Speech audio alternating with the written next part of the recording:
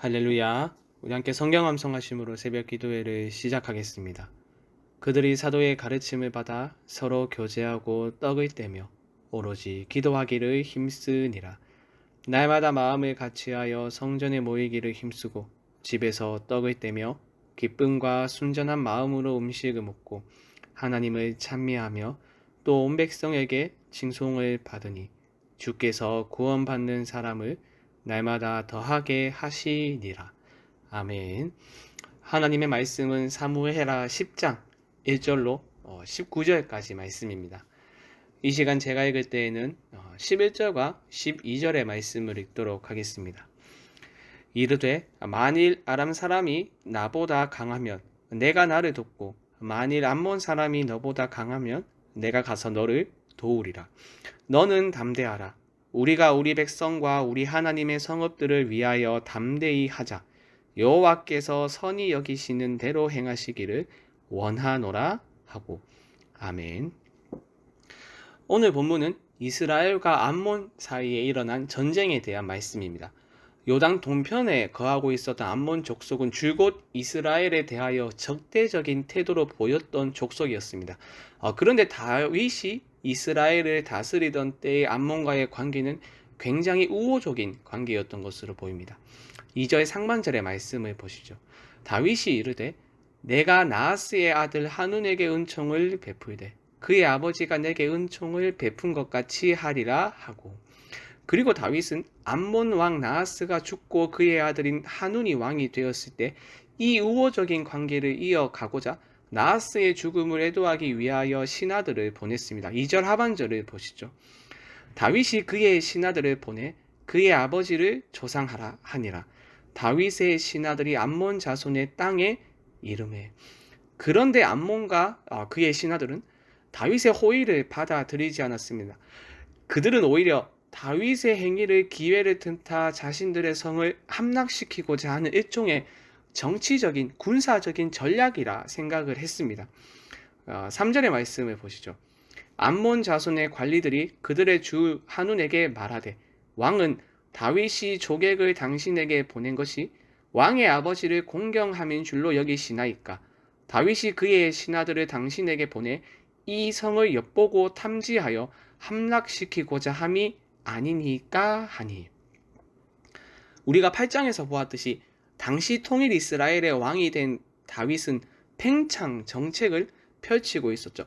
암몬 족속은 당연히 이 모든 것들을 보았을 것이고, 그렇기에 다윗의 호의에 대한 암몬 족속의 반응은 이상한 것이 아니라 당연하다 할 수 있겠는데요. 그래서 암몬의 왕과 신하들은 다윗의 신하들에게 극도로 모욕적인 행동을 함으로써 그들에게 수치심을 주었습니다. 4절을 보시죠. 이에 한운이 다윗의 신하들을 잡아 그들의 수염 절반을 깎고 그들의 의복의 중동 볼기까지 자르고 돌려보내매. 그런데 여러분, 다윗의 반응을 한번 보십시오. 무엇인가 이상하지 않습니까? 자신이 베푼 호의가 짓밟히고 자신의 신하에게 씻을 수 없는 수치를 안겨 주었는데도 다윗은 어떠한 조치도 취하지 않습니다.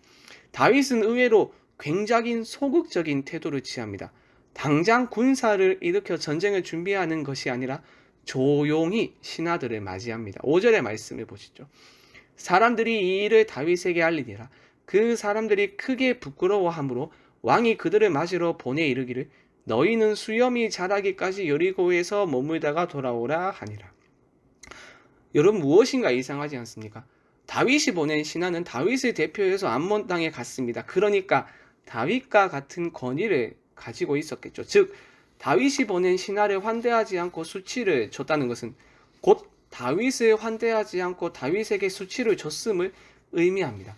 당연히 군사를 일으키는 것이 마땅하겠지만 다윗은 그렇게 하지 않았습니다. 심지어 다윗이 군대를 일으킬 것을 염려했던 암몬 족속이 먼저 군대를 소집했습니다. 6절을 보시죠. 암몬 자손들이 자기들이 다윗에게 미움이 된 줄 알고 암몬 자손들이 사람을 보내 벳르홉 아람 사람과 소바 아람 사람의 보병 2만 명과 마아가 왕과 그의 사람 1000명과 돕 사람 12,000명을 고용한지라. 다른 나라와 동맹을 체결함으로써 거대한 군대를 만들었습니다. 그제서야 다윗은 요압의 선두로 한 군대를 소집하여 전장에 보냈는데 다윗은 이때도 이해하기 어려운 행동을 합니다. 그가 직접 전장의 선두에 서서 군대를 지휘하고 대적을 무찌르는 것이 아니라 자신은 오히려 후방에 빠져 있고 요압 장군을 전장으로 보냈습니다. 7절을 보시죠. 다윗이 듣고 요압과 용사의 온 무리를 보내매. 게다가 다윗은 요압이 암몬 연합군과 싸워 이겨 승기를 거의 잡았을 때 뒤늦게 전장에 합류했습니다. 17절을 보시죠. 어떤 사람이 다윗에게 알림해 그가 온 이스라엘을 모으고 요단을 건너 헬람에 이름에 아람 사람들이 다윗을 향하여 진을 치고 더불어 싸우더니. 여러분 어떻습니까? 8장에서 우리가 보았었던 다윗의 모습과 매우 다르지 않습니까? 8장에서 다윗은 전장의 선두에 서서 주변 국가들과 싸웠습니다. 그것이 왕의 중요한 임무 가운데 하나였기 때문이죠. 백성들을 공의와 정의로 잘 다스리는 것만이 왕의 중요한 임무가 아니라 주변 국가들의 위협으로부터 백성들을 지키고 그들과 싸워 이기는 것 또한 왕의 주된 임무이지 않습니까? 그런데 지금 다윗은 그렇게 하지 않고 있습니다. 우리는 이것을 그냥 그렇구나 하고 넘어갈 것이 아니라 지금 다윗이 왕의 중요한 임무를 다하지 않는 것으로 보아야 하며 이것을 11장의 유명한 밧세바 사건과 연결해야 합니다.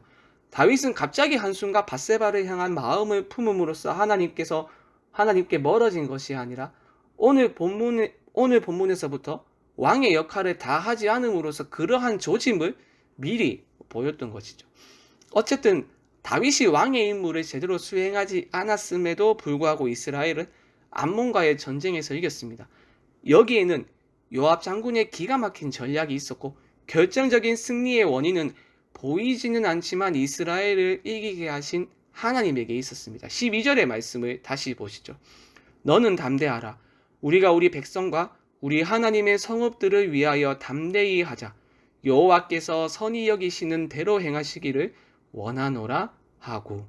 지금 요압은 백성들을 향하여 담대하라 라고 외치고 있습니다. 이때 이스라엘의 상황은 불리했습니다. 암몬 연합군의 뛰어난 전략으로 이스라엘 군대는 앞뒤로 포위되어 있었습니다. 9절 상반절을 보시죠. 요압이 자기와 맞서 앞뒤에 친 적진을 보고. 이에 요압은 이스라엘의 군사를 두 개의 부대로 나누는데 한 부대는 자신을 포함한 이스라엘의 정예 부대로서 아람 사람과 싸우게 했고 또 다른 부대는 동생 아비셀을 포함한 부대로서 암몬 사람과 싸우는 부대였습니다. 그러면서 11절의 말씀에서 이렇게 말하죠. 이르되 만일 아람 사람이 나보다 강하면 네가 나를 돕고 만일 암몬 자손이 너보다 강하면 내가 가서 너를 도우리라. 모든 것이 불확실한 상황 속에서 요압의 이 계획은 무리가 있는 것처럼 보입니다. 그렇기에 요압이 담대할 것을 강하게 외쳤던 것이죠. 그런데 여러분, 단순히 요압의 외침을 듣는 것만으로 군사들의 마음이 담대해지지는 않았겠죠. 결국 이 전쟁이 여호와께 속했음을 기억했기 때문에 인정했기 때문에 마음이 담대해졌고 전쟁에서 이길 수 있었던 것입니다. 12절 하반절에서 이렇게 외치고 있지 않습니까? 여호와께서 선히 여기시는 대로 행하시기를 원하노라. 사랑하는 여러분, 요압의 이 담대한 외침에 승리의 비결이 있습니다. 보이지는 않지만 우리 앞에 있는 영적 전쟁에서 승리할 수 있는 유일한 방법과 비결은 하나님을 인정하는 것입니다.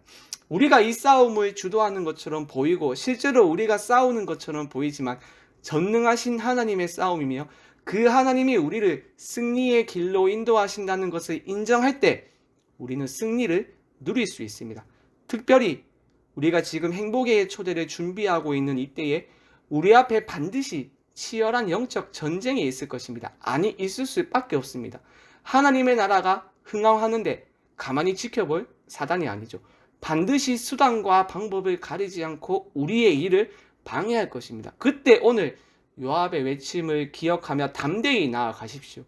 여호와께서 선히 여기시는 대로 행하시기를 원하노라. 이 영적 전쟁이 나에게 속한 것이 아니라 하나님께 있음을 인정하십시오. 그리고 담대히 나아가십시오. 하나님이 우리의 대적을 물리치시고 모든 환경과 여건을 열어주셔서 승리의 길로 우리를 반드시 인도할 것입니다. 그러니 여러분, 하나님을 인정하며 담대히 나아감으로 말미암아 승리를 누리는 여러분이 되길 바랍니다. 우리 함께 말씀 생각하며 합심으로 기도하겠습니다.